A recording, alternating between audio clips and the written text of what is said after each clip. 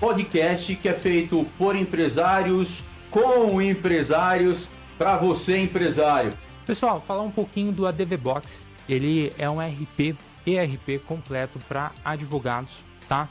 E dentro do ADV Box você consegue controlar inteiramente seu escritório, desde a parte do marketing, ou seja, desde os leads que estão caindo no seu escritório, até ali a ponta final, o recebimento, tá, dos honorários.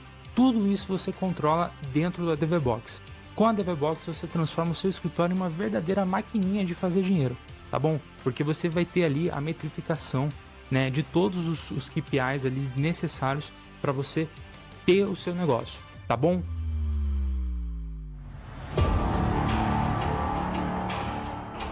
Falar agora do Chat Guru. Para resumir, você trabalha com vendas e usa o WhatsApp? Então o Chat Guru é para você. Sabe por quê? Porque ele é uma ferramenta que automatiza os processos, tá? Ele consegue ali simular como se fosse de fato uma conversa humana, não fica aquela conversa que você tem que você sabe que é um robô. E de fato você consegue ali salvar tempo do seu time de vendas na medida em que você automatiza esse processo, escala esse processo sem precisar contratar outras pessoas ali para fazer o atendimento. Muito bacana. Fala pessoal! É você ou sou eu? Que isso, sou eu. Então tá, então vai lá. Fazer a apresentação do convidado. Ah, tá. Então, A gente teve um ruído na comunicação. Não pode deixar rolar. Não, vamos. Nada, vai. Fala, pessoal. Tudo bem? Mais um podcast aqui. A gente estava tentando até lembrar qual que é o episódio. A gente sabe que é mais de 60. Ficamos entre 65 e 66, então você vai ver aí provavelmente na descrição desse podcast. Tá bom? E vambora. Hoje tô dividindo aqui a mesa com o host, com o Alexandre, Dr. Alexandre, né? Com seu livro Faça Direito, Faça Dinheiro ao lado dele. E acredito que a gente vai falar bastante sobre isso, na verdade. A gente vai falar sobre o mundo editorial, né? É um tema diferente, mas que tem vários insights. Dá pra gente fazer várias comparações, né, com outros mercados, enfim, e a pessoa que está aqui é top de linha. Você já não quer anunciar quem é essa pessoa? Não, primeiro eu vou fazer uma parada que você não fez. O podcast Gravata Solta é um podcast feito por empresários, com empresários, para você, empresário. Você tirava um barato de mim quando eu errava essa coisa que dava aquela... Agora já decorei, entendeu? Que bom. Foi certinho. Não, perfeito. É isso aí. Mas vambora. Vambora. Para de enrolar e vamos apresentar. Eu vou fazer diferente. Ao invés de eu apresentar essa pessoa maravilhosa, essa pessoa que já a gente entra na questão, enfim, foi a minha mentora para escrever esse livro aqui. Né? Então, só que eu acho que eu cheguei meio que atrasado. Por que eu falo isso? Eu contatei a Dani, que já ela vai falar conosco, acho que faltando 4 meses para finalizar o livro. E aí ela vai falar o porquê que é importante, desde o momento que você pensa em escrever um livro, até a entrega do livro. E até depois da entrega do livro. Tá certo? Dani, seja muito bem-vinda ao nosso podcast. Dani. E, por favor, ali é a sua câmera, se você quiser olhar para lá, mas enfim, se apresente para nós. Obrigada pelo convite, Rafa, Alexandre. É bom falar de livro, né? Porque livro, acho que todo mundo tem alguma memória afetiva, né? Um livro que lia com os pais, um livro que mexeu, né, com a vida. E eu acho que o meu trabalho hoje é esse, ajudar um profissional, seja ele um escritor ou não necessariamente um escritor, a levar essa mensagem, a levar essa experiência de vida para mais pessoas, a causar esse impacto. Hoje, nós, pessoas, a gente tem uma limitação de tempo, de agenda, às vezes geográfica, coisa que o livro não tem. Então, hoje, o meu trabalho é esse. Eu ajudo pessoas, profissionais, a levarem a sua mensagem a mais pessoas através desse objeto mágico aqui que a gente chama de livro. Exatamente. E Dani, fala um pouquinho para nós hoje da sua empresa. E eu gostaria que você até se aprofundasse um pouquinho mais. Quando que veio o desejo de montar uma empresa? Porque eu sei que você já estava trabalhando no mundo editorial, muito bem posicionada, com um salário de 150 mil mês, que eu escutei falar por aí, né? Mas fala pra gente, aquela hora que deu aquele clique, você empresária a partir de agora. Eu tive uma jornada muito consistente no mercado corporativo, tanto que a minha carteira de trabalho tem uma assinatura. Uma assinatura. Ah, uma assinatura. Caraca. Uma assinatura. Foram mais de 10 anos na mesma empresa. Antes disso, eu tive outras experiências, mas como estagiária, como consultora. Mas eu tive um período de 10 anos, hoje na maior editora do Brasil, né, na editora que mais emplaca livros na lista dos mais vendidos, que é a Editora Gente, num ritmo muito intenso de lançar livros, de lançar autores e principalmente autores estreantes, né, autores que estavam trabalhando no seu primeiro livro. E muito pelo perfil do autor que eu trabalhava, sempre foi exigido de mim conhecimento do mercado daquele autor. Por quê? Um livro de não ficção vem sempre para amparar ou uma carreira, ou um negócio, ou um posicionamento de marca. E isso era muito legal, porque uma das coisas que me motiva é aprender. Um dos meus maiores motivadores é o aprendizado. E a cada livro, a cada autor que eu lançava, eu precisava mergulhar no negócio, no conteúdo, no objetivo do livro para aquele autor. E isso para mim sempre foi muito motivador. Ou seja, a cada livro que eu lançava, eu estava aprendendo muito, né? Não só o livro, mas também no contato. Então, imagina conversar com grandes empresários, imagina conversar com grandes professores universitários, com grandes cientistas. É muita riqueza, né? De conhecimento. Isso é uma coisa que sempre mexeu muito comigo. E eu me vi empresária quando eu percebi que eu queria mais liberdade geográfica. Eu estava passando por um período pós-gestação, né? Meu filho estava com 6 meses de idade, veio pandemia, e eu vi o meu filho aprendendo a andar na varanda de casa. E aquilo mexeu muito comigo, porque eu sempre fui uma pessoa que gostou muito de viajar, que gostava muito, né, de estar pra lá, pra cá. E quando eu vi o meu filho aprendendo a andar na varanda de casa, eu falei, pera, eu preciso mexer um pouco aqui, porque eu não tô oferecendo pra ele o mundo que eu quero que ele viva. A gente não tinha muita opção, né? Não tinha muita opção. E aí eu decidi sair de São Paulo, porque eu falei, poxa, mesmo quando não tiver mais um período de pandemia, a gente não tem tanta liberdade para andar na rua em São Paulo, né, numa grande metrópole, como a gente tem em cidades menores. E eu queria que meu filho tivesse uma infância parecida com a minha. Eu aprendi a andar de bicicleta na rua, eu brincava de pique-esconde na rua, de pega-pega.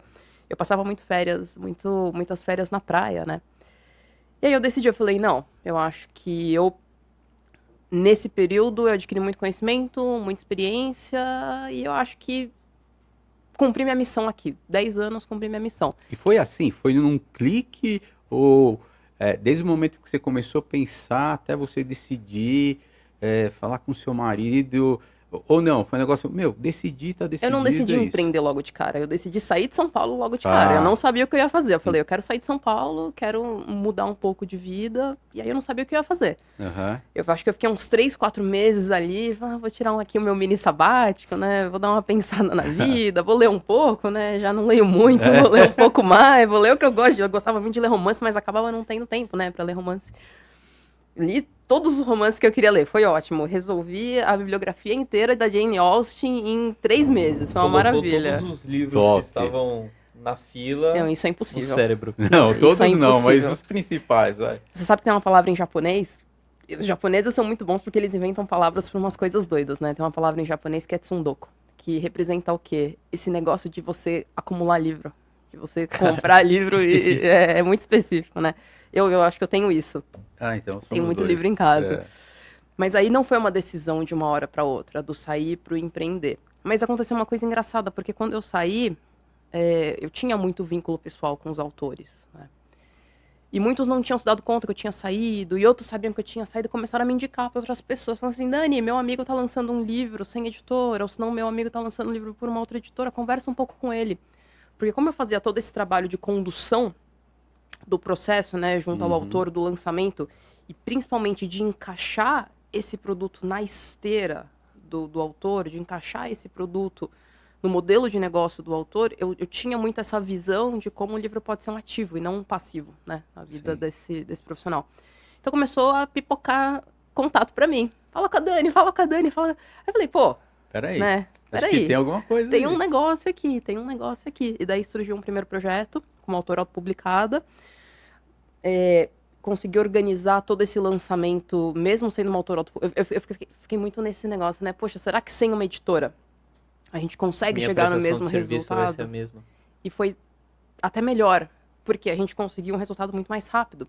Porque diferentemente de quando eu tô junto com uma editora, a editora vai ter o seu cronograma de lançamento. Então, quando eu peguei um projeto de uma autora autopublicada, a coisa andou assim no passo da autora, na necessidade dela. Então, a pressa para publicar, as oportunidades que estavam aparecendo. Então, existia muito essa dúvida no meu modelo de negócio, se ter uma editora ou não ter uma editora por trás de um livro faria diferença, não só na execução, mas também no resultado. Só que não, aconteceu rápido. Aconteceu tão bem quanto. O livro foi best-seller, best-seller na Amazon, logo na pré-venda, best-seller no Publish News e best-seller na Bookinfo. Com uma campanha que não dependia necessariamente de livraria física, que não dependia necessariamente do branding da editora por trás. Então foi muito legal. Ela estava lançando sem uma editora. Sem uma editora, só ela por conta própria. Top. E aí Foi ficou do quê, o livro? um livro de carreira.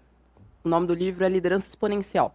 Quanto tempo, desculpa te cortar, mas eu senti uma grande diferença. Foi meu primeiro livro publicado através de uma editora, né?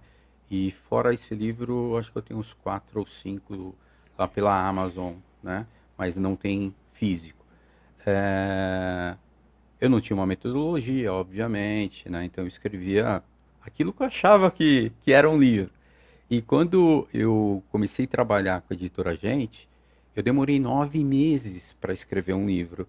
E, cara, eu confesso a você que eu não fiquei dando mole, não. Eu peguei aquele negócio para fazer, fui fazendo, tal, mesmo com trabalho rolando, pegava final de semana e vinha, tal. 9 meses. Quando eu lanço um livro independente, sendo muito honesto, 2, 3 semanas no máximo, né? Ou seja, sem metodologia. Agora você, estando por trás, né, com toda uma metodologia e tal, costuma reduzir muito esse tempo? Tudo vai o prazo de um lançamento vai depender muito dos agentes que estão naquele livro. Então, a editora, o processo de distribuição, principalmente. Então, quando a gente está falando de um livro autopublicado, por não ter esse intermediário que é a editora, a gente corta o tempo de negociação com a editora e o tempo de encaixar o livro no cronograma da editora. Porque o livro dentro de uma editora não é que ele vai ser publicado quando ele vai necessariamente ficar pronto. Existe uma programação. Então, muitas editoras, por exemplo, não vão colocar um advogado para concorrer com um advogado, não vão colocar um médico cardiologista para concorrer com outro médico cardiologista. Então, dentro das editoras existem esses 2 grandes blocos de tempo, né? Tem um no meio que eu já vou explicar. O primeiro é o prazo da negociação e o segundo prazo é encaixar no prelo, no cronograma. O prazo do meio é um prazo padrão, que é o prazo de produção editorial. A produção de um livro, depois da escrita, que vai envolver revisão, edição, diagramação, o tempo saudável é entre 3 e 4 meses. Tá. Então, quando você está autopublicando um livro, quando você não tem editora, a fase 1 de negociação não existe. A fase 2 é o mesmo período, de 3 a 4 meses, e a fase 3 também não existe, porque quem está fazendo esse go-to-market, quem está colocando o livro no mercado, é o próprio autor. Então é por isso que o tempo de uma autopublicação é muito mais acelerado do que uma publicação por editora. 5 meses é suficiente para você lançar para publicar um livro, sim. Legal. De uma forma saudável, tá? Eu já vi claro. livros sendo feitos mais rápido, mas eu acho muito perigoso, porque o texto tem muito detalhe, às vezes come uma palavra, come um parágrafo. Então eu não gosto de acelerar esse processo da produção editorial, porque imagina o desperdício, né? O autor gastou 9 meses escrevendo e por conta de um processo acelerado comeu um parágrafo. Putz, perde o sentido, desperdiça, perde, né? Inclusive a credibilidade. Perde. Então esse processo da publicação, o timing, esse cronograma vai depender muito dos agentes envolvidos nessa publicação. Tá. desculpa, te cortei e nem sei onde você estava exatamente. Não, eu tava falando justamente disso, né? A diferença entre você ter uma editora e você não ter uma editora nesse processo de publicação. E eu validando a minha hipótese de que existia um negócio por trás do que eu sabia fazer. E aí eu consegui validar. E eu consegui validar talvez no cenário mais árido possível. Era uma escritora que não tinha experiência no mundo editorial, na área de negócios. Ela já tinha lançado um livro infantil. Então Não ela tem nada não a tem nada a ver. ver. Então não é que eu comecei do zero, né? Não é Aham. que ela começou do zero, ela começou do -10, porque ela tinha referência Que não era que aquela não que ela tinha muito a utilizava. ver. Então eu consegui validar essa hipótese dentro de um cenário muito árido e deu tudo certo, óbvio, né? A gente sempre tem que fazer um ajuste aqui, outro lá, mas foi muito legal, porque o livro não só conseguiu esse espaço nas listas, mas ela virou colunista de revista.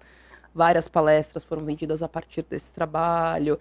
Várias empresas contrataram workshop. Então, o livro como Ativo. meio, o livro como ativo funcionou. Ele não foi um passivo, ele se tornou um ativo. Muito top, muito top. E a partir do momento que você finalizou esse processo, ou seja, está validado, a partir daqui eu vou escalar dentro do possível. É isso? Eu dividi em duas áreas, né? Primeiro, eu acho que assim, todo trabalho personalizado de consultoria, você vai ter um ticket maior por conta da demanda sim. de tempo. E logo de cara eu percebi que existiam dois grandes públicos. A gente tinha um público que tinha o livro como necessidade de ser um ativo para sua carreira e tinha um outro público que tinha uma necessidade de livro como hobby. Então, uma pessoa que gosta de escrever ficção, que gosta de escrever romance, que gosta de escrever crônicas, para essa pessoa o livro não necessariamente precisa ser um ativo, mas ele precisa ser bem lançado, né? Então, dentro desse cenário, eu desenvolvi dois produtos. Eu tenho um produto hoje que é escalável, que é o método The Book Business, que é a metodologia que a pessoa pode assistir o método na nossa plataforma, participar dos encontros e, por conta própria, executar, Esse é totalmente escalável. que é totalmente escalável. E eu tenho o meu acompanhamento personalizado, que é justamente o tailor-made, né? Que é a alfaiataria. Então, poxa, como que o livro do Alexandre se encaixa na esteira de produtos dele? Como que o livro do Alexandre vai abrir? Quais portas esse livro precisa abrir? Então, dentro dessas duas linhas, eu construí, né? Eu e meu sócio, a gente construiu essas linhas de produtos. E foi muito legal, porque eu comecei a perceber que é muito carente de informação o mercado editorial. Muita gente tem o sonho de escrever um livro. Muita gente tem o sonho de escrever um livro. Mas as informações de como fazer isso de uma forma profissional não existem por aí. Então, quando eu comecei a criar conteúdo, quando eu comecei a publicar vídeos, quando eu comecei a escrever artigos, as pessoas vinham para mim e falavam assim, Dani, eu não fazia ideia de que era assim que funcionava. E para mim aquilo foi um susto, porque o meu habitat natural, tudo aquilo era óbvio, né? Exato. Mas o óbvio é óbvio para alguém, o óbvio não é óbvio para todo mundo, eu né? costumo levar isso muito a sério. Eu falo, é óbvio para mim, é óbvio para ele, mas pega um outro empresário, talvez o que a gente saiba é ouro pro cara, porque... E essa falta de informação gera um efeito colateral no mercado, que é o seguinte, muito livro bom, desperdiçado porque ele não foi produzido de forma profissional, porque ele não foi lançado de forma profissional. Então o livro acaba sendo desperdiçado. A história é boa, mas ela dali não foi concebido um bom produto. Por detalhes técnicos, por falta de processo, por falta de metodologia. Então, mais uma vez, a minha hipótese foi validada, de que sim, existe um espaço não só para um trabalho personalizado, mas para um trabalho de educação, de conhecimento dentro desse mercado. Então você... Desculpa, vai lá. Não, aí eu vou mudar um pouco o assunto. Pode falar, daí eu vou na sequência. Eu só queria dizer o seguinte, tá? Você teve a ideia da... Você nem teve a ideia, na verdade. Aí começaram a pingar essas dúvidas, enfim, as pessoas começaram a entrar em contato com você porque sabia que você tinha muita experiência nesse ramo. E aí você falou, pô, acho que tem um negócio aqui. Você fez o MVP, mas o MVP você fez recebendo, né? Porque você não falou, vou fazer aqui o MVP e tal, e depois que ficar pronto eu vejo se tem negócio ou não. Você já fez esse MVP recebendo, e depois você falou, tem um negócio, e aí você começou a estruturar outras áreas, com outras ideias, adaptando aquele seu primeiro trabalho em, sei lá, em outros formatos, criou o seu próprio curso, né, que é altamente escalável, e aproveitando que você falou que tem muita gente que desconhece, Acho que eu já comentei contigo, mas se eu não comentei, aproveito para comentar agora. Quando eu comecei a conversar com você, eu falei, cara, eu não entendo nada dessa parada. Eu sou um cara que amo ler, eu sou um cara que amo escrever, mas o mundo editorial, assim, é um universo totalmente diferente. Você tem que saber detalhes que vai fazer toda a diferença no seu livro lá na frente ou não, né? Eu lembro que você falou assim para mim, olha, quando você começar a ter uma ideia de escrever um livro, é hora de você começar a comunicar isso com o seu público. Faltavam 4 meses para eu lançar o livro e assim, mais do que a metade do que você estava me falando, né, nós chegamos a fazer. Então, assim, por isso que eu falo, o próximo livro, se houver, tá, Rafa? Não, aí fica à vontade. O próximo livro, cara, eu quero fazer todo com você, porque faz uma diferença enorme. E eu acredito que eu só atingi a marca de best-seller porque eu ainda tive a oportunidade de conversar com você. Caso contrário, poderia acontecer, poderia, mas eu acho que diminuiria bastante, né, essa possibilidade. Pode falar, Dani. Não, eu ia falar que, mesmo estando em uma das maiores editoras do Brasil, e uma das melhores editoras, eu sei que eu sou suspeita pra falar. Eles são muito bons. Eu sei que eu Isso sou suspeita pra falar. A editora, a gente é muito boa. Mas ainda assim, uma coisa é você conhecer a cozinha, né?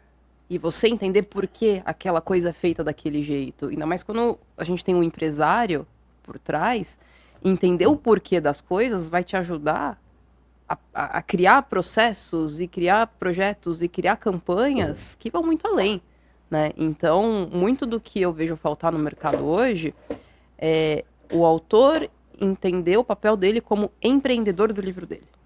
Isso, para mim, é fato. O autor que entende o seu papel como empreendedor da sua obra e não só como criador, vai colocar ele numa posição de muito mais diferencial competitivo e de muito mais proveito, né, desse potencial. E, de novo, você está em uma das melhores editoras do Brasil, mas mesmo assim, é comum, mesmo quem está nas grandes editoras não tem acesso a todo esse tipo de informação. Imagina quem não está. Não tem, porque assim, imagina quem não tá. De novo, eu admiro muito a Editora Gente, foi algo que chegou na minha vida assim, no momento certo, eu acho. Não tem uma vírgula para reclamar dos caras, né? Me acompanharam durante todo o processo, enfim, até o lançamento, não sei o quê. Mas assim, eu acredito que talvez pela demanda, eles não tenham tanto tempo de me falar detalhes que são muito importantes, né, que eu só vi com você. Mas esse é o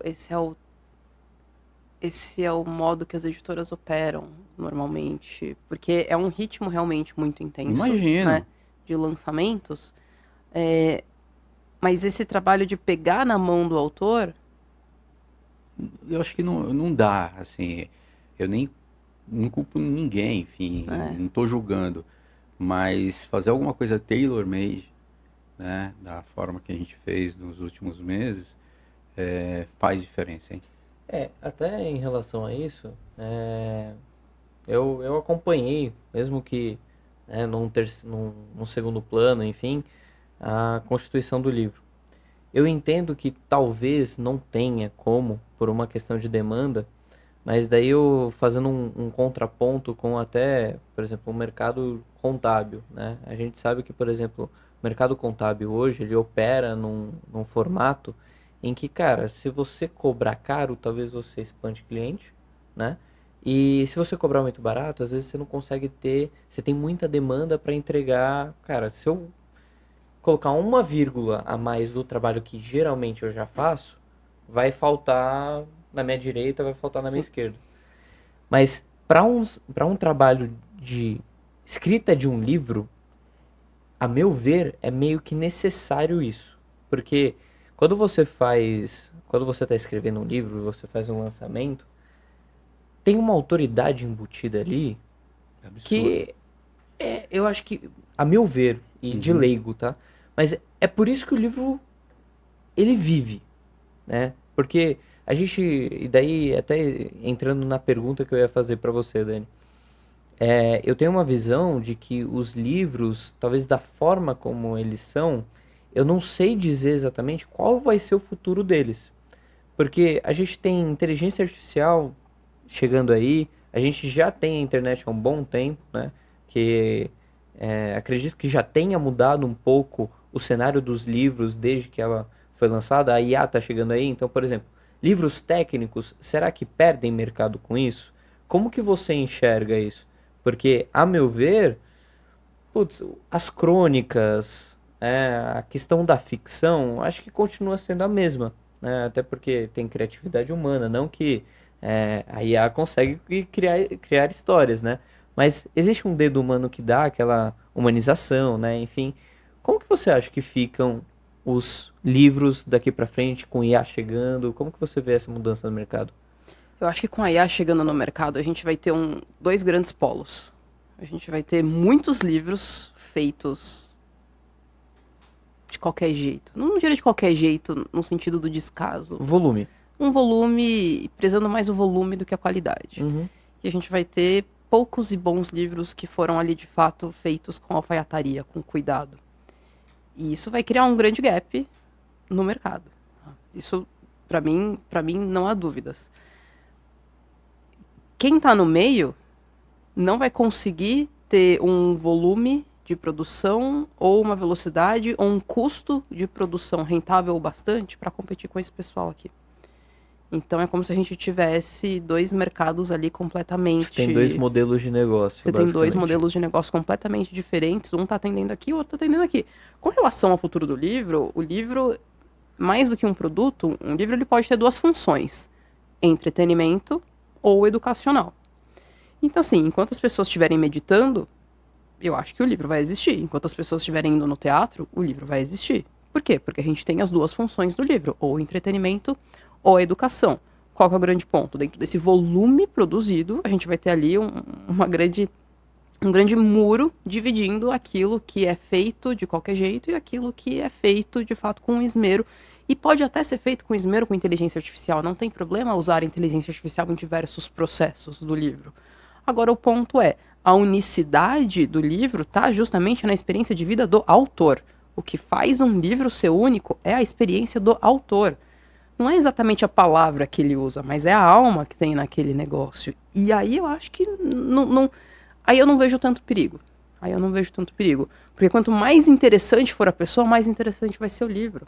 Quanto mais experiência a pessoa tiver, mais rico vai ser o livro para o leitor.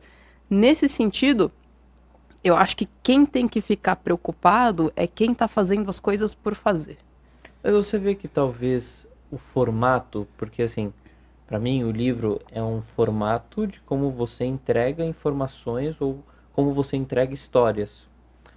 Você vê que com o avanço da tecnologia, né, até em relação à IA, exemplo que veio na minha cabeça. Mas eu talvez colocar o meu livro no formato de filme.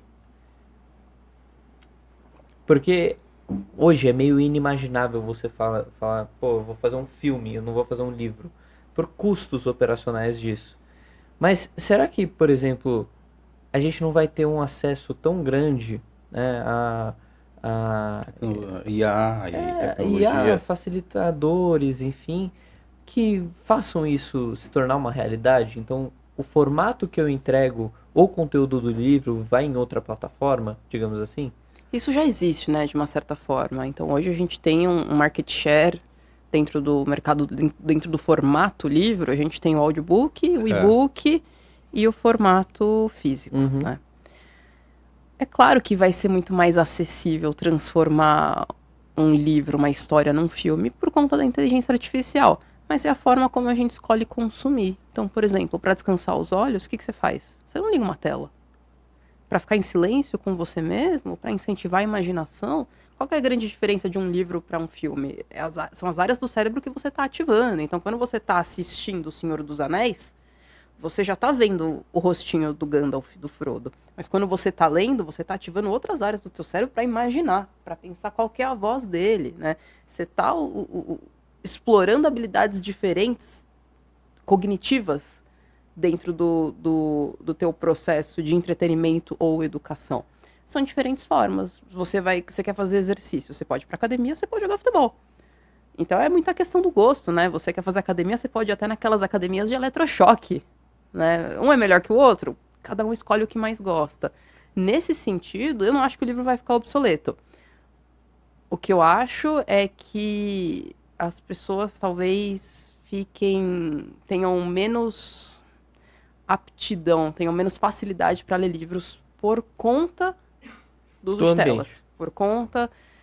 O que a gente tem no bolso o tempo todo? Celular. Você tem um livro no seu bolso o tempo todo? Não. Então, por conta da Eu tenho. comunidade... No e-book. Né? Eu digo sem ser na tela, né? Sem ser na tela. Mas muito por conta do comportamento do consumidor usando tela, talvez fique mais difícil ler um livro. A gente teve recentemente, Formato saiu a de consumo, pesquisa Retratos da Leitura. E muitas pessoas disseram que elas não leem porque elas têm dificuldade em se concentrar. De onde vem essa dificuldade em se concentrar? Boa parte por conta do Muito uso estímulo, de tela. A tela gera muito estímulo, né? A tela é aquela dopamina que o Barato. feed, né, entra e vai e você fica viciado naquilo. E aí é difícil se concentrar, porque para você se concentrar na leitura, é muito mais difícil do que você pegar o celular e ficar rolando o feed e você não vê a hora passar. Aproveitando sua pergunta, eu já fiz isso diversas vezes e com amigos também já cheguei a discutir isso. Cara, para quem gosta de ler, e é óbvio que isso aí acho que depende de pessoa para pessoa, porque eu sou de uma geração que eu não tinha opção, se eu quisesse teria que ser livro, né? Hoje a gente tem audiobook, não sei o que e tal. Mas falando entre livro e filme, então eu lembro que eu já li vários livros que depois viraram filme. Então a primeira coisa que eu fiz foi ler o livro. E aí entra nessa questão que você falou, de imaginação, como que é aquela casa, como que é a paisagem que o cara tá comentando e tal. E depois, quando eu tive a oportunidade, eu fui assistir o livro. Assistiu o filme. filme. Assistir o filme, desculpa. A gente perde tanta, no livro, no filme, eu acho que a gente perde tantos detalhes, sei lá, acho que depende também Porque vem mastigado. Então assim, cara, tem cenas, que eu vi na minha mente que eu não consegui encontrar no filme. E assim, várias pessoas comentam a mesma coisa. Então, mais uma vez, né, não estou criando regras aqui. A minha geração é uma geração que não tinha possibilidade de consumir de outras formas. Né? Depois começaram a chegar os filmes e tal, e hoje a gente tem já uma série de outras opções, né? Como audiobook e tal. Tem gente que fala assim, puta, eu prefiro audiobook porque tô na academia e tô escutando e tal. Na minha opinião, acho que você perde muito. Eu sou muito visual. Então, assim, eu perderia muito, né, em escutar um audiobook do que ler um livro. Mas, de novo, cada um. Do ponto de vista de consumo, eu acredito muito nisso. Do ponto de vista, né, do criador do livro, para mim ter um livro é um dos maiores diferenciais competitivos que um profissional pode ter. Eu te pergunto, o teu livro deve demorar o quê? Umas 4, 5 horas para ele ser lido. Com quem que você passa 4 ou 5 horas em silêncio? Então, consumir um livro, né, quando você é o escritor, a pessoa que está consumindo o seu livro está passando um tempo Conversando comigo. conversando com você que a gente não passa mais. Então, se a gente parar para falar em termos de o quanto de espaço mental você está ocupando na vida daquela pessoa, para mim não existe diferencial competitivo maior do que um livro. Não só pela superfície de contato, pela profundidade e também pelo fato de que não é todo mundo que pode escrever um livro, que consegue escrever um livro. Então, quando você tem um livro, automaticamente o nível de consciência das pessoas a seu respeito já sobe. Isso do ponto de vista, né, do escritor. Do ponto de vista do consumo, o livro, ele tem esse poder de fazer a gente ficar em silêncio. A gente não fica mais em silêncio. Porque a gente tá vendo tela, a gente tá assistindo filme, a gente tá no trânsito, a gente tá fazendo 2, 3, 4 coisas ao mesmo tempo. Não dá para você se concentrar em uma única coisa. Para mim, ler livro vai ser uma soft skill básica. no futuro de quem quer se diferenciar, né? A gente fala tanto de soft skill, de Exato. hard skill. Você consegue ler? Você consegue ler? Qual foi o último livro que você leu? Exato. Né, óbvio, né? Eu trabalhava em editora, eu precisava meio que ir nessa linha de pergunta. Mas quando eu entrevistava alguém, eu perguntava, qual foi o último livro que você leu? O que você gostou nele? Né? Quando eu vou ler um livro pro meu filho, a primeira coisa, antes de ler o livro, olha a capa. O que você acha, sobre o que você acha que esse livro vai ser? Ah, vamos tentar, ele tem 5 anos, vamos tentar achar quais as palavras que você já identifica. Aí depois terminou o livro, o que você entendeu dessa história? Isso tudo compõe uma base de habilidades na vida de uma pessoa que num futuro que envolve muita inteligência artificial, num futuro que envolve muita padronização, que envolve muita escala, para mim é um tremendo de um diferencial competitivo também. Uhum. Capacidade, saiu recentemente, né, a pesquisa falando que mais de 20% dos brasileiros são considerados analfabetos funcionais, né? Ler um livro é complicado isso, né? E aí você para pensar que é só um livro, não é só um livro. Isso daqui, para mim, é um degrau a mais no desenvolvimento, na carreira, na consciência, no pensamento crítico de uma pessoa. E eu gostei quando você falou que um livro, por mais que ele seja escrito talvez por uma IA, né, a gente estava até conversando isso na minha sala.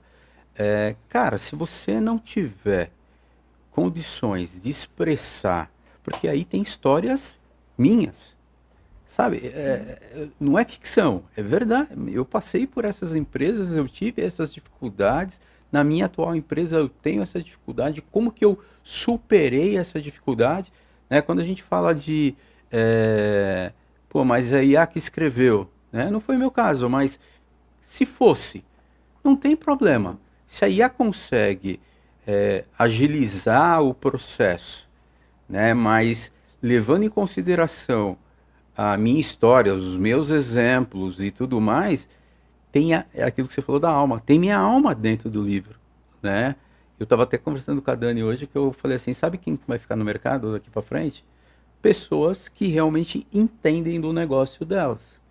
Porque pessoas que não entendem, pode chegar a maior IA aí, pode pegar uma Manos da vida, se você não souber perguntar, se você não conseguir conversar com a inteligência artificial, não vai sair nada dali, vai ser um negócio raso. Assim, eu acho que mais do que isso é você, principalmente, podar quando ela chega com alguma informação que não faz o menor sentido. Porque a IA, ela tá ali para ser treinada, né? Se você não souber como treinar ela, você vai ter alguém que faz. Mas essa é a soft skill do pensamento crítico. Exato. Porque senão é a mesma coisa. Você conhece aquela piada do Joãozinho, que ele é o cara que faz, ele consegue fazer conta de multiplicação, ele é o cara mais rápido do mundo. A professora chega e fala, quanto que é 256 vezes 512? Eu sei. Aí ele fala, 575. Aí você fala, meu, tá errado, mas eu fiz. Né? Então, você pediu para eu fazer mais rápido, você não tem falou uma diferença entre fazer e fazer certo. certo. Né? Aí, muitas vezes, ela chega com uma resposta e você fala, tá errado. Né? Eu sei que tá errado. Então, Mas você precisa treinar ela para falar, não, isso daqui tá errado e dessa forma que é certo. Mas eu acho você que daqui a um concorda? ano essa conversa seria bem diferente, viu? Porque eu Pode acho que vai ser. evoluir tão rápido. mas pode ser. eu também acho. Mas você concorda que para você treinar ela e falar que ela está errada, você tem que ser o especialista? Claro. Porque qualquer pessoa que não tem entendimento e fizer uma pergunta rasa para ela e ela dá uma resposta XPTO, né? E se você não bater o olho e ver que aquele negócio está errado, é porque você não manja, você não é um especialista. E eu acho que isso vai acontecer muito daqui para frente. O cara não sabe, como que ele vai corrigir a IA? Sabe? Então, eu não tenho esse preconceito com a IA. Eu acho que ela é uma aliada, mas você tem que saber operar a IA. Caso contrário, vai sair uma... E o seu livro, Dani? Ainda não, tá cedo. Não? Tá cedo. Se você fosse escrever, você escreveria sobre? Eu acho que eu não escreveria sobre marketing de livros. Eu acho que eu Não? escreveria sobre educação, pensamento crítico e a importância da leitura para a Assim. constituição do pensamento crítico, da educação das crianças. Porque isso eu acho que é uma causa que eu acredito muito. E eu acho que é um livro que valeria não só para crianças e para pais, mas para gente grande também. Reflexão? né? É. Um livro de reflexão, acho que vale muito a pena mesmo. Eu Qual você acha acredito- que é o momento adequado para isso? Você falou, não, ainda não.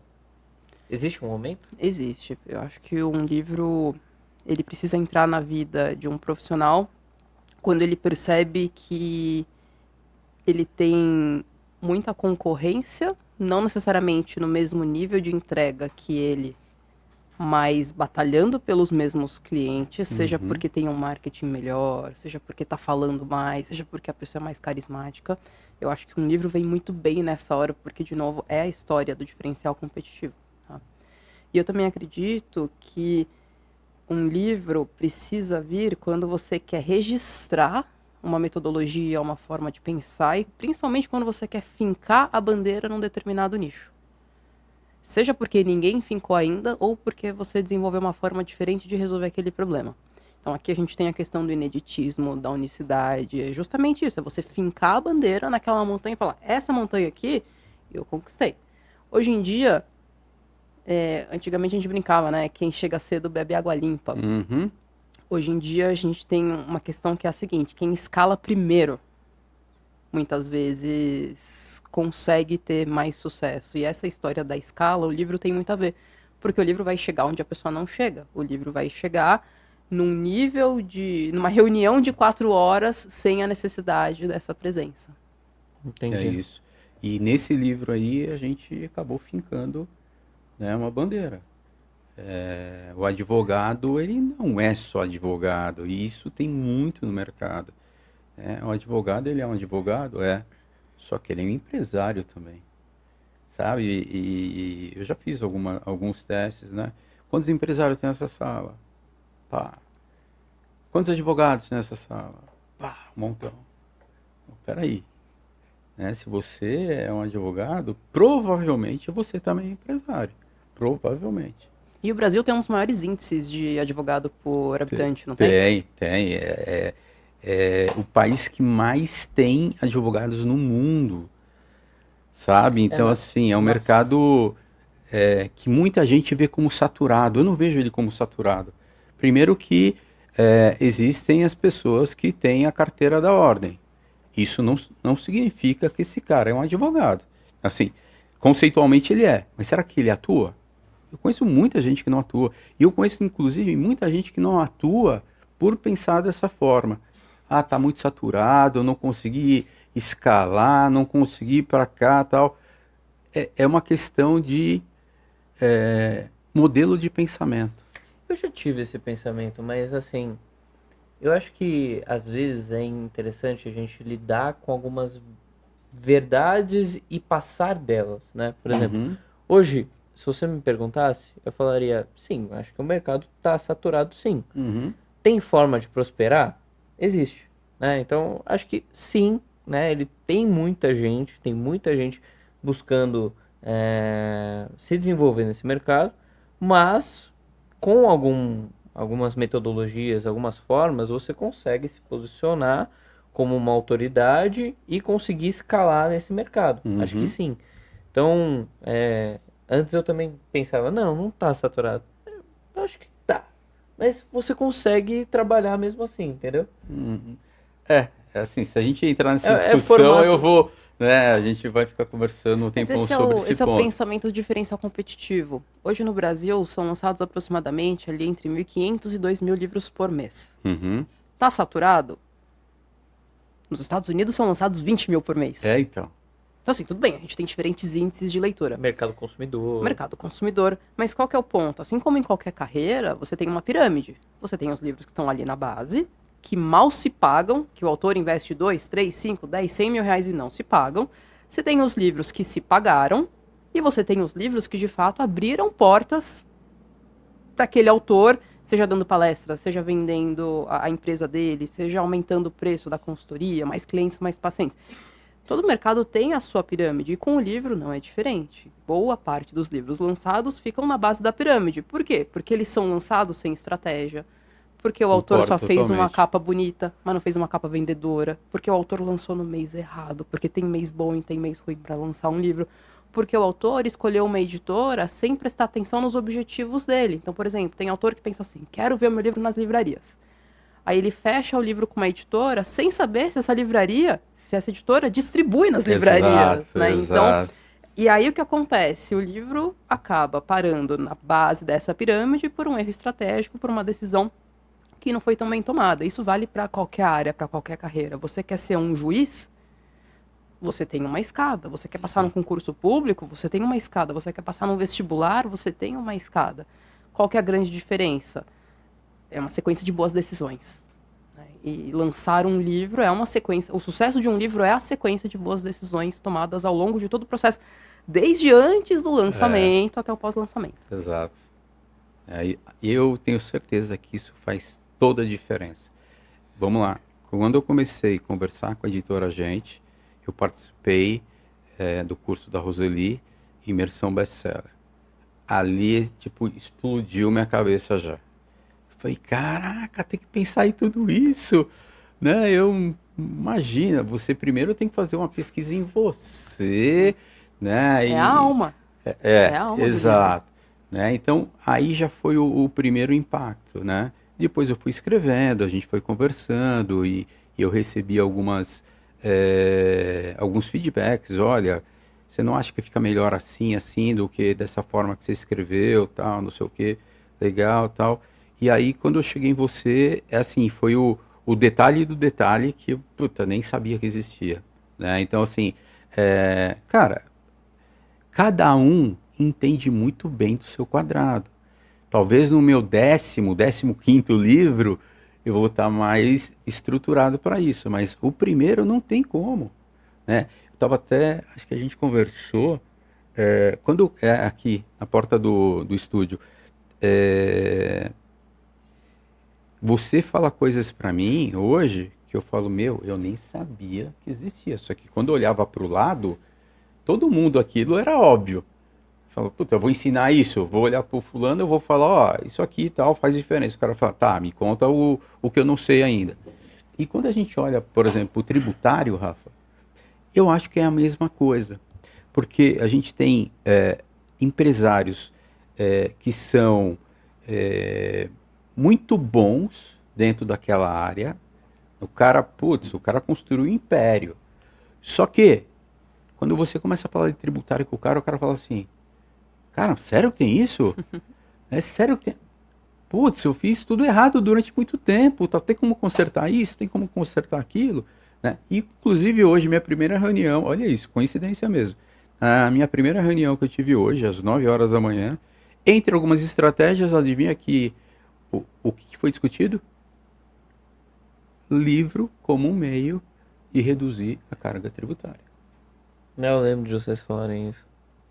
Né? Então, são muitos detalhes que um especialista sabe, mas outras pessoas não são obrigadas a saber. E Dani, você falou, acho que tem momento certo e tal. Na tua jornada, você fazendo uma análise crítica sobre a tua trajetória, você está em que momento? O que ainda precisa para você falar, cara, é agora? Eu preciso de uma consultoria tributária. Importante. Com o livro é bom, hein? Com o livro tem estratégia boa, viu? Esse livro aqui mexeu com a minha cabeça. Eu acho que na minha jornada, toda empresa tem suas fases, né? Sim. E a minha atuação hoje está no mercado de educação, mas o meu canal de aquisição de cliente é o digital. E o digital está passando por muita transformação, né? Então, a inflação do custo do lead, inteligência artificial, bombando as redes com conteúdo. Então, acho que agora na empresa, a gente está num processo de amadurecimento de canal e não de metodologia. Eu acho que a metodologia está muito bem sedimentada, mas eu acho que a nossa estratégia de canal, a gente está validando uma série de hipóteses para entender quais são os canais que a gente precisa colocar energia para a gente extrair dali o melhor resultado. Não só financeiro, mas o meu sócio, a gente discute muito isso, né? Eu sou uma pessoa muito idealista. Eu faço o que eu faço porque eu realmente acredito que educação é a forma da gente mudar o nosso mundo. Para mim, a digitalização só pode vir depois da educação. Você digitalizar uma pessoa que não tem educação é o caminho, né, para você construir, eu brinco, mais espuma do que chope, né? Então, para mim, a digitalização tem que vir depois da educação. E eu sou idealista, então para mim o livro, mais do que um negócio, é a minha forma de transformar o mundo que a gente vive, é a minha forma de construir um mundo melhor para os meus filhos, para o meu filho. E para isso eu estou entendendo que a forma que eu chego nos autores precisa ser reconstruída. Você já pensou na possibilidade do próprio livro ser um canal de aquisição? Já pensei. Quando eu for fazer, eu vou fazer muito bem feito. E eu acho que eu não tenho tempo agora para fazer bem feito. Entendi. Eu, com essa frase que você acabou de falar, eu acho que é muito mais uma questão de tempo. Sim. Porque você, alguns minutos atrás, você falou assim, se eu fosse lançar, eu acho que eu não lançaria sobre marketing. Eu lançaria muito mais sobre educação. Que é um passo antes, né? Então, mas essa consciência você já tem e eu Sim. acredito que você já poderia começar a escrever. Poderia, Concorda? com certeza. Sabe qual que é o grande problema do livro? É. O grande problema do livro é que para a maioria das pessoas, ele é um hobby. E não necessariamente uma fonte de receita em si. Uhum. Então, por exemplo, para um escritor de não ficção, o papel do livro é se transformar num ativo e não num passivo. Então, um autor de não ficção, ele não necessariamente vai ganhar dinheiro do royalty, do direito autoral. Ele vai ganhar dinheiro a partir das portas que esse livro vai abrir. Uhum. Portas em empresas, porta com imprensa, porta construindo a autoridade dele, porta fincando bandeiras. Quando a gente está falando do livro como hobby, e para mim eu acho que o meu livro talvez teria um lado ali mais idealista, né? Teria muito mais uma coisa minha da educação do que de fato para o meu negócio. Quando a gente coloca ele nesse lugar do hobby, na primeira urgência o autor deixa o livro de lado. Na primeira emergência, o livro deixa de ser prioridade. Uhum. Muitos livros morrem, não porque o livro não é bom. Muitos livros morrem porque o autor deixou de trabalhar nele, porque o livro deixou de ser prioridade, porque apareceu uma coisa mais urgente, porque passou aquele afã, porque está resolvido, porque ele publicou, então é como se ele já tivesse resolvido aquilo. Muitos livros morrem simplesmente porque o autor parou de trabalhar nele. E como eu sei que eu tô com uma agenda impossível, eu vou fazer o livro quando eu sei que eu vou conseguir fazer Então, por direito. isso que eu falo que acho que é uma Direito. questão de tempo. É. Agora, já que você tocou nesse assunto, quantos autores te procuram dizendo, olha, tô com uma ideia bacana, já me falaram muito bem de você, eu acho que você é a pessoa certa para me ajudar nessa caminhada, e acabam não terminando por N fatores, inclusive esse que você falou, apareceu uma urgência aqui, vou ter que parar esse projeto para dar atenção para um outro projeto. O número é muito grande? O número é bem grande. Às vezes a pessoa planeja lançar o livro em 6 meses, mas ela consegue executar em 1 ano e meio, 2 anos. É mesmo? Porque o livro não é uma linha direta de receita na empresa dele. Porque não é a principal área de atuação dele. Muitas vezes esse escritor, ele é um empresário, ele é um professor, ele é um consultor. E como o livro não tem esse imediatismo, né, como é um projeto de médio e longo prazo, muitas vezes ele acaba ficando ali na terceira, quarta linha das prioridades. É muito comum, vou te falar que de cada 10 pessoas que me buscam, 3 lançam o livro no cronograma que eles realmente esperavam, desejavam, e um cronograma factível, né? Sempre tem aquela pessoa que fala, não, eu quero lançar o livro mês que vem. Eu falo, esquece, não dá. Até dá, mas a chance de sair com problema é grande. Não, você seria 1 semana. Mas tem um processo de amadurecimento do livro, da escrita. A própria metodologia de roteirização da Editora Gente cava muito isso, porque um livro realmente bom é aquele livro que mexe com a cabeça do leitor. Exato. E isso exige um amadurecimento da escrita, das ideias. A própria metodologia vai cavando cada vez mais profundamente na cabeça do leitor. Foi isso que eu percebi. Porque escrever um livro é muito mais do que você escrever só uma história. Você ir buscar, vou utilizar aqui um termo, no fundo da alma, aquilo que de fato faz sentido para você e vai mexer de fato com a cabeça dos leitores, vai de alguma forma fazer com que eles enxerguem o mundo de uma forma que talvez eles não enxerguem hoje em dia, alguma coisa nesse sentido. E esse é o livro que mexe com o leitor. Uma pessoa nunca indica, Uma pessoa raramente vai indicar um livro que ela não terminou de ler. E se o livro não tá mexendo com ela, ela larga o livro no meio, ela abandona o livro no meio, né? Óbvio, sempre tem aquelas pessoas que falam, não, eu começo um livro, eu vou terminar aquele livro. Eu não sou assim, pra mim o meu tempo é precioso. Eu li ali, eu dou até uns 20%. Eu cheguei nos 20% do livro, não me pegou, beijo, tchau, próximo. Exatamente. Que a fila anda, a fila tá longa. O livro que vai mexer com o leitor vai ser lido até o fim. E esse processo de amarrar esse leitor e trazendo ele para dentro, existe uma estrutura por trás. Né?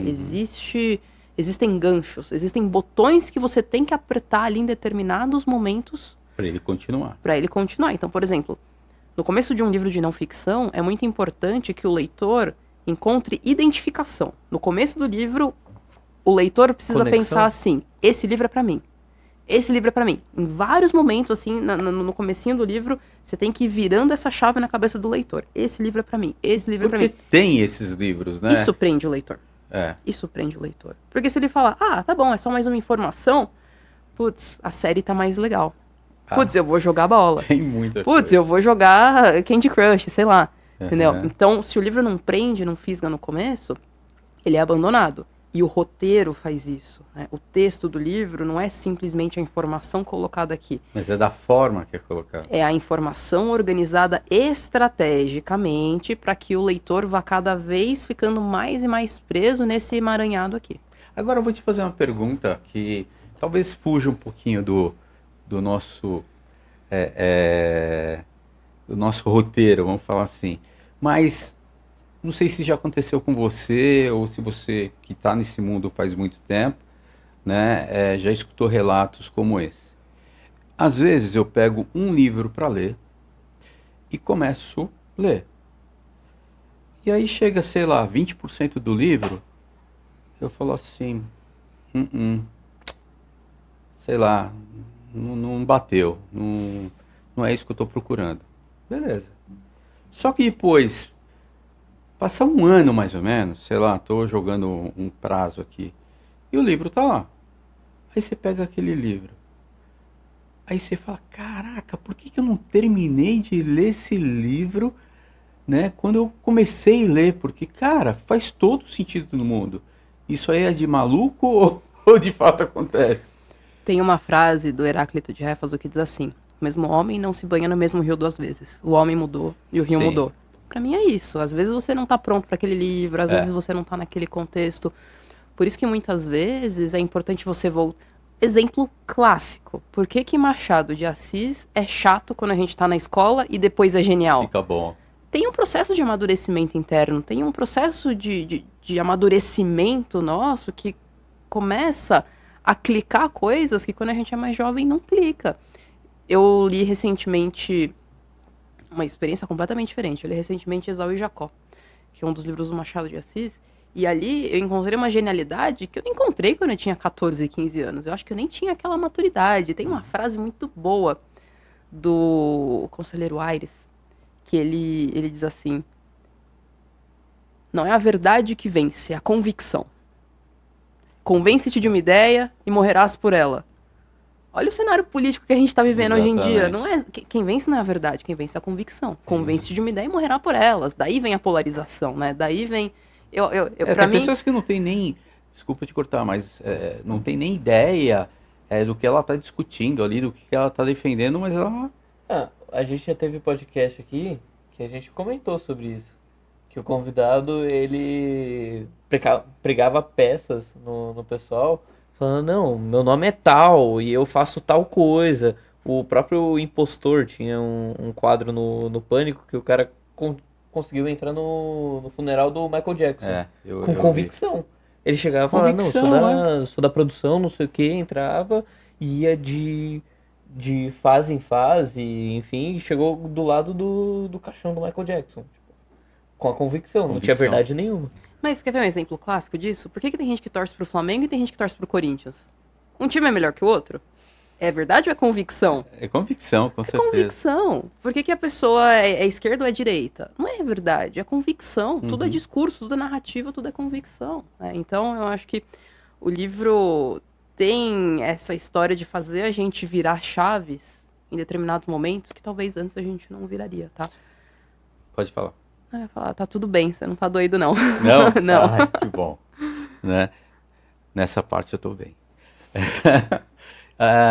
Vamos falar agora, por exemplo, você já deu um exemplo aí de 10 pessoas que começam a escrever um livro. Talvez 3, de fato, entregam dentro do cronograma e tal. Eu entendo que isso aí é comprometimento, né? Então o cara, puta, ele sabe que ele tem aquele projeto e ele vai entregar, ponto, né? Pode acontecer um monte de coisa, ele vai ali, ele vai desviando, né, porque todo mundo tem problemas no dia a dia, mas ele vai desviando e ele sabe que ele tem que entregar aquilo, ele vai e entrega.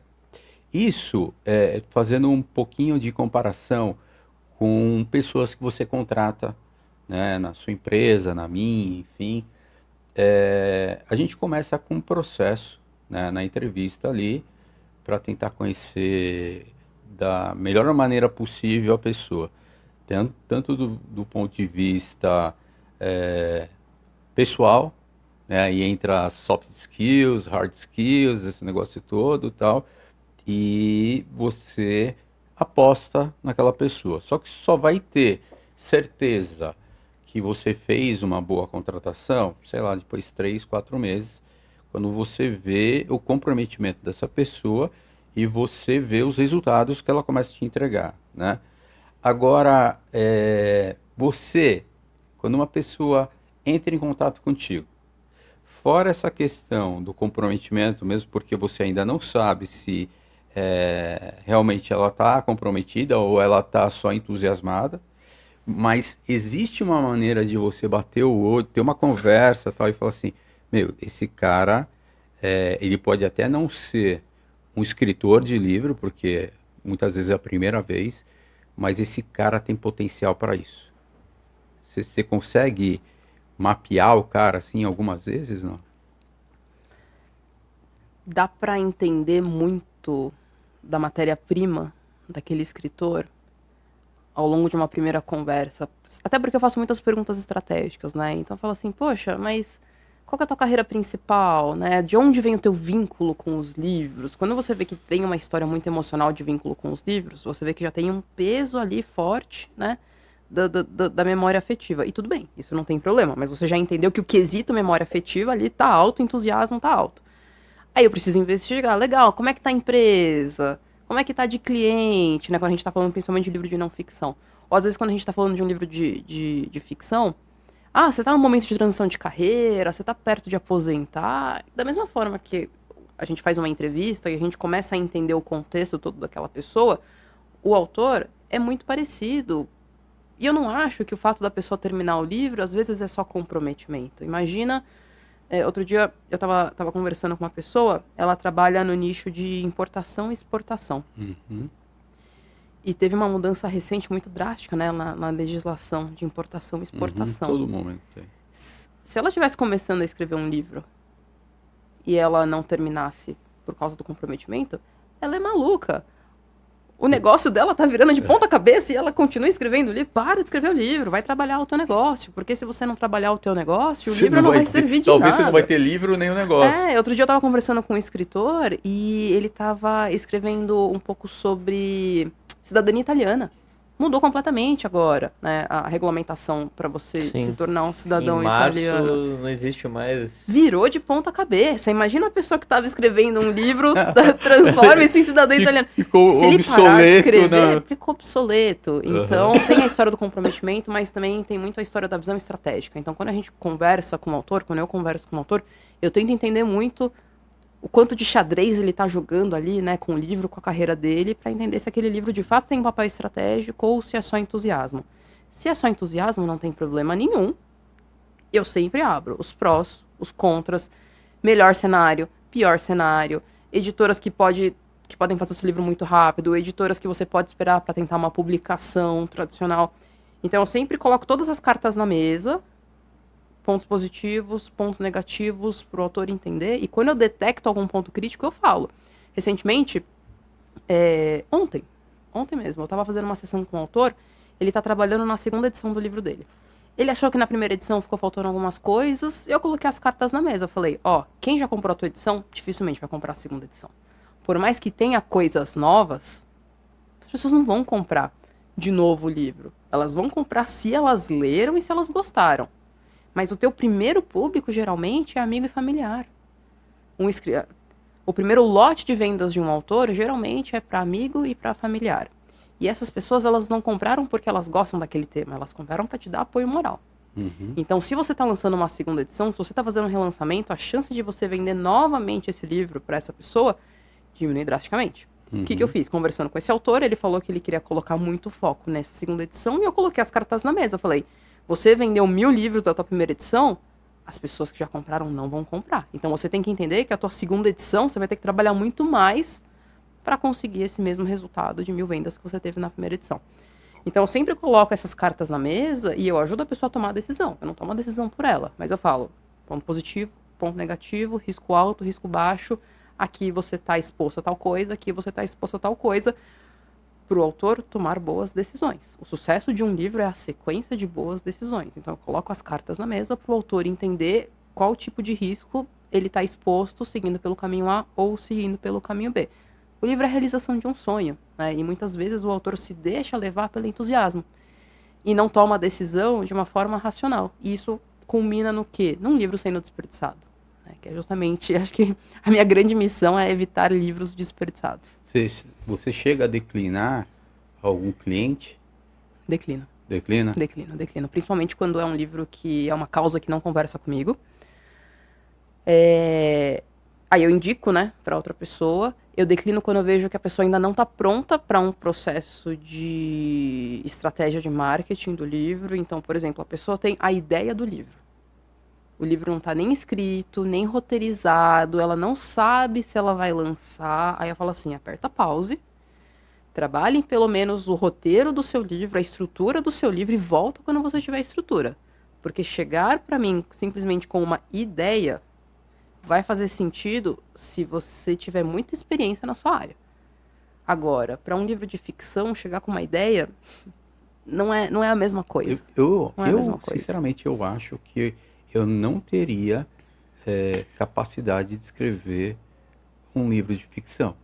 Quando você está falando de um livro de ficção, uma ideia é uma semente muito aleatória. Então, né? ela pode ir para um monte de caminhos. Mas quando você tem um livro de não ficção, essa semente, ela é uma semente, é o que a gente fala em inglês, que é o educated guess, né?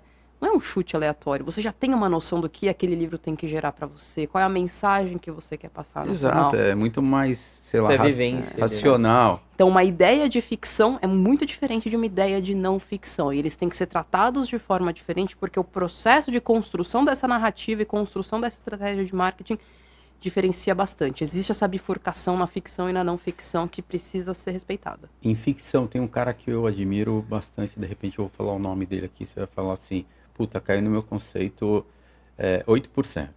Mas enfim, de qualquer forma eu vou falar. Dan Brown. Adoro. E ele já está com um livro para ser lançado, está em pré-lançamento e tal. Acho que em setembro ele lança o livro. Acho que novembro, se eu não me engano. Enfim, mas esse cara, eu acho ele tão detalhista que tem horas que mistura a ficção com vida real. Teve uma ocasião que eu peguei e ele falava de um avião XPTO com turbinas, blá, blá, blá. Não sei. Eu falei, não é possível que esse cara foi estudar o avião e saber a potência. Esse cara tá jogando, né? Porque ninguém vai. Eu fui pesquisar. Batia tudo direitinho. O processo de pesquisa, né? Então, as ruas de Roma, as ruas de Paris. Meu, o cara de fato, ele sabia do que ele estava falando, né? Então, às vezes, te deixa meio assim na dúvida. Meu, esse cara, ele tá falando uma verdade meio que subliminar, né? Ou não, ele tá misturando os dois e você fica meio que na dúvida mesmo, entendeu? Sabe o que os livros do Dan Brown têm em comum com um devocional ou com um livro de romance erótico? Não. são livros que instalam um hábito na vida do leitor. Então, por exemplo, o Dan Brown é um livro que você lê rápido, porque ele tem uma escrita muito viciante. Uhum. Então, além da qualidade ali, né, da escrita da narrativa, é um livro que te prende. E quando você tem um livro que te prende, você está instalando ali, você está reforçando esse hábito da leitura. O devocional é o hábito da leitura, porque é a atividade diária devocional. E um livro de romance erótico também tem essa característica de prender o leitor. Assim como o romance policial, Agatha Christie. Esses livros que prendem o leitor, eles são ótimos livros nessa criação do hábito, nessa criação da rotina. E um livro de sucesso, ele tem pelo menos uma dessas 3 características aqui. Ou ele instala um hábito, reforça um hábito na vida do leitor, ou ele ensina uma nova habilidade para esse leitor, ou ele mostra uma nova forma de ver o mundo para aquele leitor. O Dan Brown tem os 3. Por isso que... Eu lembro, já faz um bom tempo. Eu acho que foi um dos primeiros livros que eu li dele e tal, não me recordo, que era o Código da Vinci. Não sei se foi os primeiros, mas eu lembro que eu estava na praia e o livro estava no apartamento. E eu na praia, curtindo a praia, tal, família. E eu ficava pensando assim, cara, o que será que vai acontecer com aquela parada, não sei o que, tal. Eu lembro que uma vez eu inventei uma desculpa para voltar para o apartamento para ler mais um pouco. Outro dia eu fiquei feliz que meu voo atrasou, porque eu ia conseguir terminar de ler um livro que eu tinha começado. É isso, muito louco, isso. né? E você vê, quando os livros descem fácil assim, Uhum. ele tá reforçando aquele hábito. Porque o que a sua mente tá te falando? Ler é legal, ler é gostoso, esse livro é bom. E aí vem essa história do hábito. E o livro que te ajuda a formar um hábito tem esse poder de causar uma revolução na vida, na forma como você vive a vida. Uhum. É muito legal isso. Um outro ponto do livro que eu acho muito bacana, que eu sempre comentei, é assim, é aquele amigo que conversa com você quando você quer. Né? Você tá tendo um puta de um bate-papo com ele ali e tal, você cansou, você não precisa pedir desculpa, você não precisa fazer nada, você fechou ele e vai abrir ele no outro dia, né? E, pô, você acessa a mentalidade de muitas pessoas, assim, que talvez você não tivesse oportunidade, né, através de uma leitura, de ver como que esse cara pensa. Isso eu acho muito louco. Tem um livro muito difícil de ler, mas muito bom, que se chama Revolta de Atlas. Ah, eu tenho. Foi considerado um dos livros mais influentes da literatura americana. E o negócio não vai. Nossa, e você lê assim, você fala, meu Deus do céu. Aquela literatura pesada, carregada. Mas chega uma hora que você fala, entendi. Então, eu realmente acredito que às vezes a gente tem que dar uma esticada no livro e dar uma chance pra ele. Por isso que eu tenho esse número mágico pra mim, dos 20%. Eu vou ali até os 20%. Se não me pegar, tudo bem, eu deixo ali no canto. Depois, quem sabe, eu consigo amadurecer e chegar ali e conseguir avançar. Eu brinco que tem um amigo que o pai é artista, e uma vez ele falou assim, né? O pai dele pinta. E o pai dele diz pra ele que toda pintura tem a sua parede, né? E eu também acho que todo livro tem a sua estante.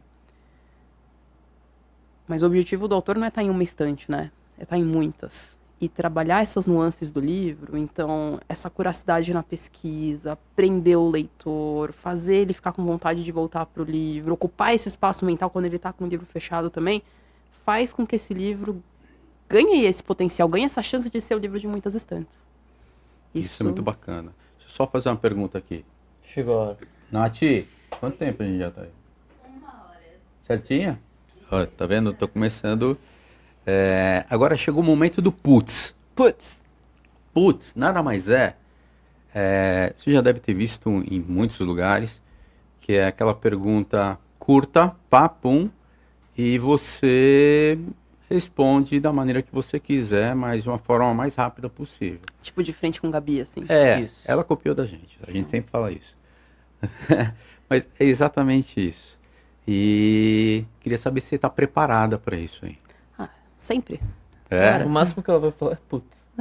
Putz, eu nunca pensei nisso. Vou lá, meu advogado pediu pra não comentar.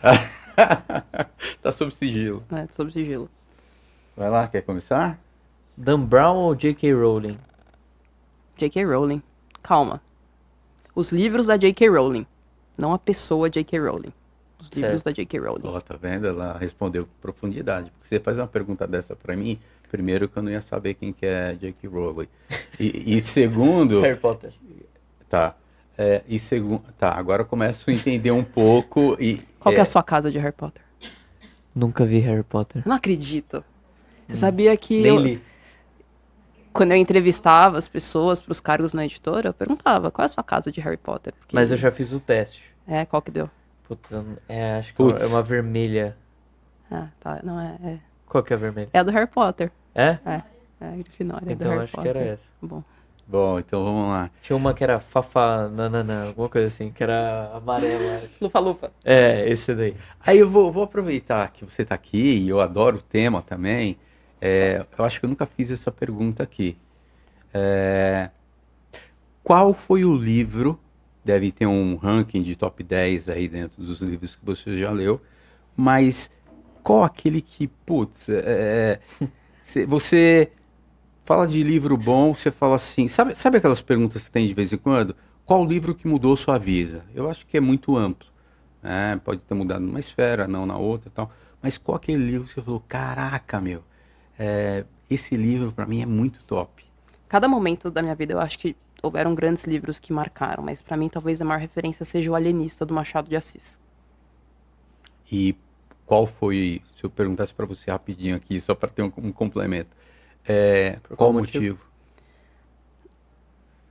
O livro O Alienista, em linhas rápidas, o alienista meio que vai internando todo mundo na cidade porque ele percebe que todo mundo tá meio doido. No final, quem tava doido era ele. Né? Dei spoiler. Quem não leu ainda O Alienista, desculpa. Contém spoilers. Uhum. E eu acho que nisso veio pra mim uma reflexão muito de não seguir a manada e ter o pensamento próprio e aquela típica frase de mãe, né? Você não é todo mundo. Então eu acho que esse livro despertou em mim uma consciência, um senso crítico, virou uma chave importante pra mim. Isso é bacana quando dá aquele clique, você fala, caramba, isso me ensinou a ver o mundo de uma outra forma, tal. Bacana. Você disse que não estava pronto ainda para escrever um livro. Se você fosse escrever um livro, quem você chamaria para escrever esse livro junto contigo? Eu tenho uma resposta, não sei se eu posso falar, porque talvez esteja nos planos. Não posso daí é falar. meio que sigilosa. Eu assinei o NDA aí já, brincadeira, não assinei não, mas... Então só os bastidores. Eu já tenho uma pessoa, a pessoa nem sabe ainda. Mas eu já falei, Você já caraca, escolheu. Você já escolheu. Já tá escolhido. Tá. E uma pessoa que... Não vou. Essa daí é pior.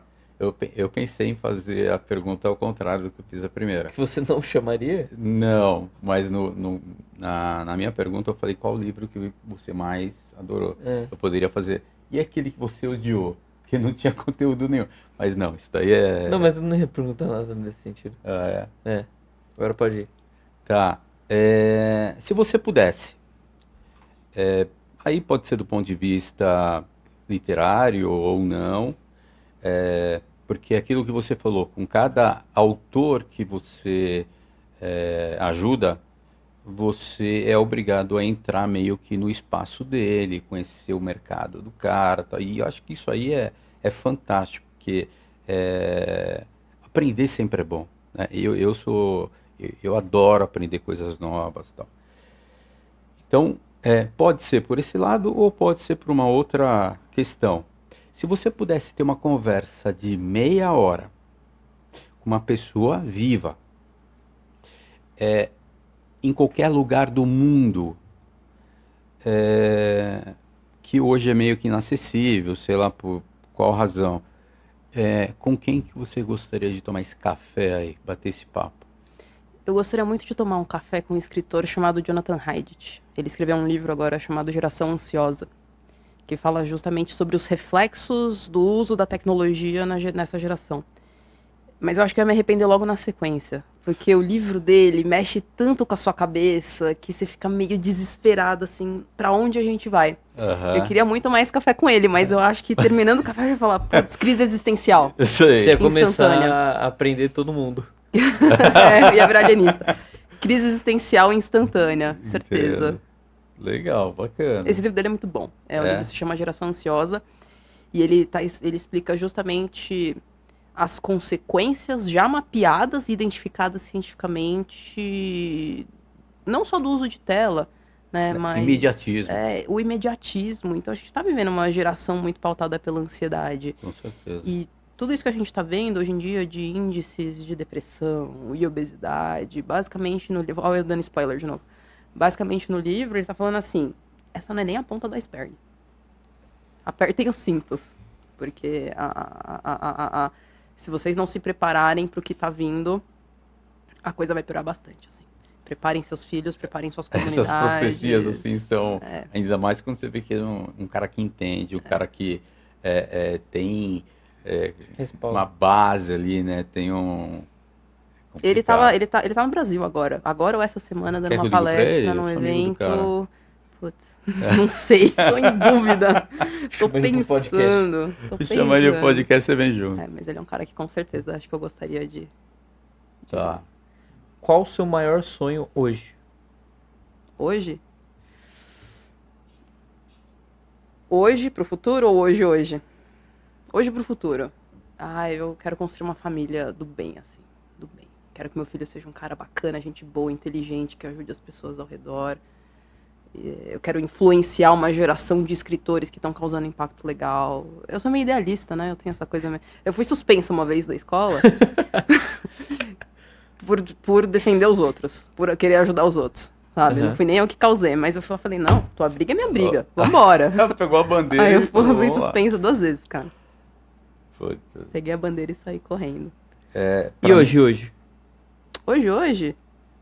É voltar pra Alphaville sem pegar trânsito. Cara, eu acho. voltar pra Alphaville sem pegar trânsito, porque eu tenho live hoje. Putz. Aí é difícil. É sonho.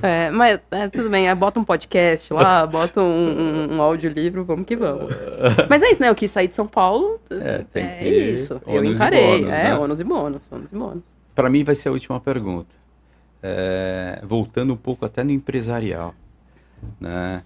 Sua vida, mesmo quando você trabalhava na Editora Gente, ou agora, né, você empreendendo, qual foi a maior besteira que você... o negócio até mexeu aqui. Mexeu. Qual foi a maior besteira que você fez, obviamente, que normalmente a gente aprende com elas, que te marcou? Moldou o caráter. Cara, uma vez... O negócio tá vivo aqui. Era a regra, né? Toda Bienal do Livro, a Editora Gente fazia uma festa. Porque vem muita gente de fora de São Paulo, vem muito livreiro. Cara, a gente planejou uma festa muito boa. Mas muito boa. Tinha escola de samba, lugar bacana. Só que a gente não fez RSVP direito. Putz. A festa tava planejada pra 150 pessoas, bateu 300. Eu falei, meu Deus do céu, eu não sei se eu fico feliz, se eu fico triste. Caramba, superou em muita expectativa. Superou, mas o problema é que você pagava por pessoa, né? Aham. Aí eu tive que começar a falar, você não. Puta, que chato. Chato. Mas claramente pessoas ali que não tinham nada a ver. Né? Tipo, meu amigo, eu conheço todo mundo, quem é você, né? Aham. Aí eu tive que começar a dar uma barrada, mas o processo é um negócio muito importante, né? A gente ignorou ali um detalhe. negocinho do processo, o RSVP até foi feito, mas ficou meio solto ali, chegou na hora. Dali em diante, pulseira, confirmação, Aham. biometria facial, brincadeira, tudo. na época não tinha. Mas, cara... E a É. festa, assim, ganhou, né? Porque, pô, escola de samba, num lugar bacana, o negócio ganhou proporção, né? E era perto ainda da Bienal, puta, meu, 150 pessoas. Começou a chegar. Eu falei, meu Deus do Da céu, onde tá vindo esse pessoal todo? Da onde tá vindo esse pessoal todo? Nem sabia que eu conhecia tanta gente. Pois é. Pois é. Mas é legal. Esse é o que dia você foi falou. doido. Às vezes, dentro de um processo, um detalhe que você não observa pode gerar um puto sucesso também, ou então um problemão. Então, o processo é rigoroso. Rigoroso. Agora chegou a hora de passar a palavra pra você. Você olhar nessa câmera aqui e mandar uma mensagem pra quem? Pra quem você quiser. Falando sobre o quê? Sobre o que você quiser. Tá bom. Vou dar um beijo pra... Pode ser, já falaram. Quero mandar um beijo pra minha esposa, não sei o quê. Mãe, tô na Então, Globo. É seu. Eu acho que eu tenho uma mensagem que é a seguinte. Todo mundo tem um livro dentro de si. Isso pra mim é fato. Todo mundo tem um livro dentro de si. Só que não necessariamente está na hora certa de lançar esse livro. E não necessariamente essa história já está finalizada. trabalhe para que um dia, viva para que um dia você possa escrever um livro que você, pô, valeu a pena escrever esse livro da minha vida. Porque cada um tem uma experiência única, cada um tem uma coisa para Exato. contribuir, e eu acho que o livro é um legado, né, que a gente deixa, não só para os nossos clientes, mas para nossa família, para nossa comunidade. Então, todo mundo tem um livro dentro de si. Viva a sua vida para que esse livro seja um tremendo best-seller que ajude muita gente. Aproveitando, obrigado, muito bonito. Aproveitando, deixa eu te falar uma coisa. Esse é seu. Você sabe que tá com a Esse é cartinha, meu, tá autografado. autografado. Meu nomezinho Mas- tá aqui também, né? Eu vi Tá, os apoiadores. tá aí sim. Só que eu faço questão de te entregar 3 livros que você pode sortear, que você Show. pode dar de presente, que você possa fazer aquilo que você achar de melhor com ele. Eu Aí- sou a mãe que dá livro de presente, eu sou a amiga que dá livro Eu de também dou. presente. Eu também dou. Lembra pro Dr. Giovanni? Nem sei se ele gostou, mas eu gosto tanto. Eu fui lá, dei um livro para ele. Aquele do Lula? Não, do Lula ele que me deu de sacanagem e eu devolvi para ele, né? Mas fora isso eu dei um outro livro que eu gosto bastante, enfim. Mas às vezes é só a gente que gosta, né?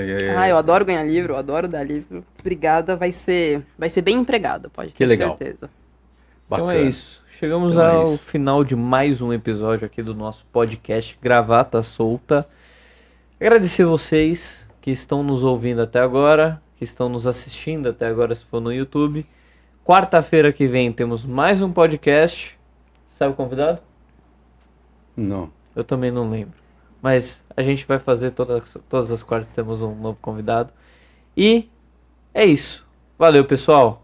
Um abraço, obrigado, Dani. Obrigada, gente. Valeu. Dani.